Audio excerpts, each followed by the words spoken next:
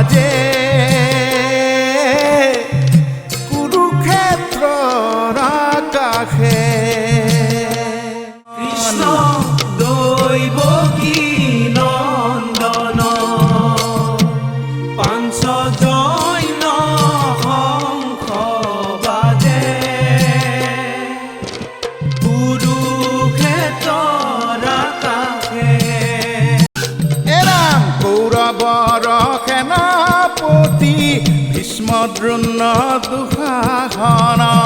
মহাৰথী কৰ্ণই কৰে অৰ্জুনৰ সমেৰণ